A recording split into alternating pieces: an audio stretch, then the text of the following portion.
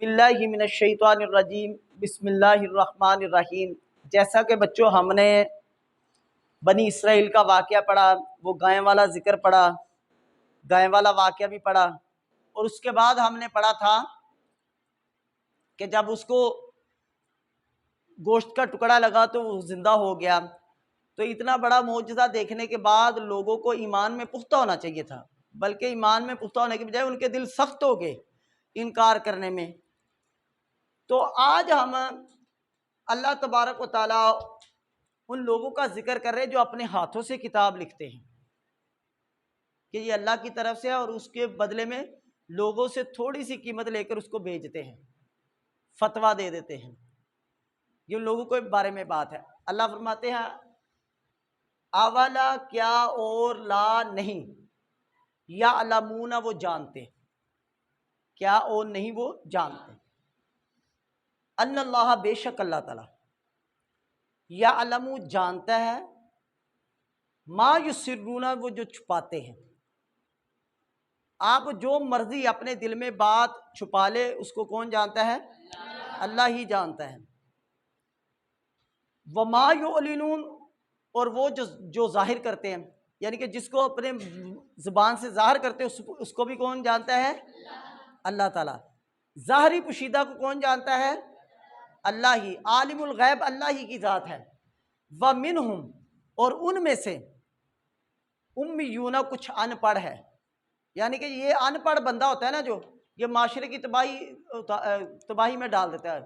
وَمِنْهُمْ اور ان میں سے کچھ امیون ان پڑھ ہے، لا یعلمون نہیں وہ جانتے، الکتاب کتاب، الا مگر امانیہ آرزویں ان کی، بس جو دل میں آیا وہ کر دیا۔ وَإِنْهُمْ اور نہیں ہے وہ، الا یظنون مگر گمان کرتے، خیال کے گھوڑے دوڑاتے رہتے، گمان کرتے رہتے۔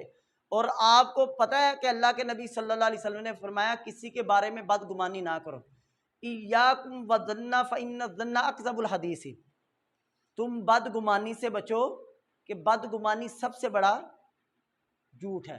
ایاکم والظن فإن الظن اکذب الحدیث، سب سے بڑا جھوٹ یہ ہے کہ وہ اس نے ایسے کر دیا ہوگا، اس نے کہا ہوگا، وہ اس نے بات کی ہوگی۔ یہ جب تک آپ کو پورا ثبوت نہ مل جائے۔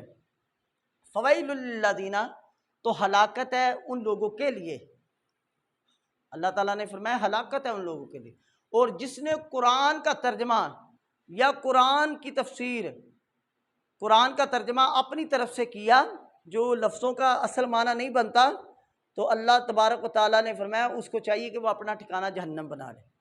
اللہ کے نبی صلی اللہ علیہ وسلم نے فرمایا جس نے مجھ پر ایسی بات کہی جو میں نے نہیں کی، میری طرف منسوخ کی گئی، فَلْيَتَبَوَّأْ مَقْعَدَهُ مِنَ النَّارِ، اس کو چاہیے کہ وہ اپنا ٹھکانہ جہنم میں بنا لے۔ گویا کہ نہ ہی ہم اللہ کے قرآن کا ترجمہ، اللہ کی آیات کا ترجمہ اپنی طرف سے کر سکتے ہیں، اور نہ ہی نبی کریم صلی اللہ علیہ وسلم کی جو انہوں نے بات نہیں کی ان کی طرف منسوب کر سکتے ہیں۔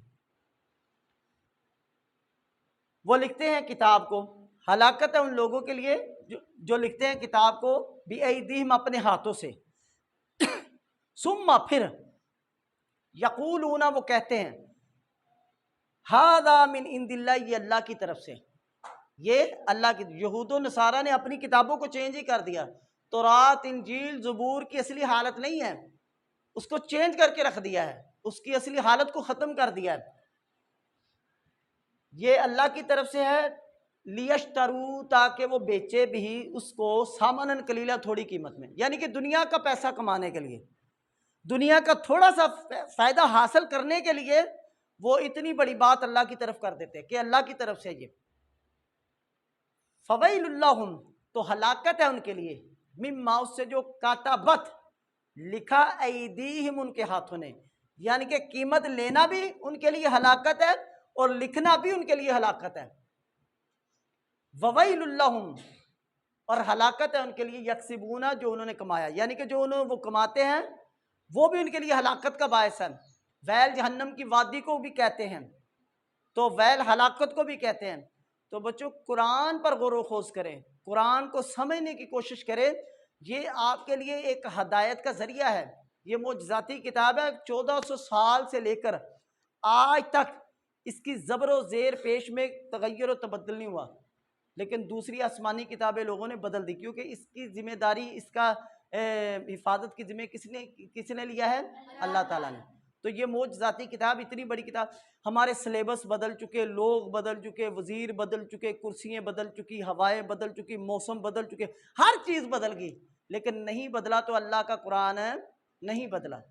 تو یہ آپ کو اس بات کی سمجھ نہیں ہے کہ ہم نے اس قرآن کو ترک کر دیا؟ ایک ہی کتاب ہے، 1400 سال تقریباً ہو گئے اس کو، تو ہم اس کو بھی نہیں سمجھ رہے، اس کو پڑھنے کی کوشش ہی نہیں کرتے، ہم نے کبھی یہ زحمت ہی نہیں کی۔ کوشش کریں، یہ آخرت کا توشہ ہے، یہ آخرت کے لیے کامیابی کا ذریعہ ہے۔ اگر آج ہم نے اسے پشے پشت پھینک دیا تو یہ کل کو ہمارے لیے باعث ندامت بن جائے گی۔ ہم کیا جواب دیں گے؟ یا اللہ، ہم تو صبح اسکول جاتے تھے، شام کو ٹیوشن چلے جاتے تھے، پھر ہم سو جاتے تھے، یہ کہو گے؟ پھر ہم موبائل چلاتے تھے، یہ کہو گے؟ نہیں، یہ آپ کا نامہ اعمال آپ کے سامنے آ جائے گا۔ اور قرآن واحد وہ کتاب ہے جس کا ایک لفظ پڑھنے کی کتنی نیکیاں ملتی ہیں؟ 10 نیکیاں لفظ، ایک لفظ کی۔ الف حرف، لام حرف، میم حرف، یہ 30 نیکیاں ملتی ہیں۔ اس کو پیار سے، محبت سے، دل لگی سے پڑھو۔ اللہ تبارک و تعالیٰ سے دعا ہے کہ اللہ تبارک و تعالیٰ ہمیں ان باتوں پر عمل کرنے کی توفیق عطا فرمائے۔ وما علیہ الا البلاغ المبین۔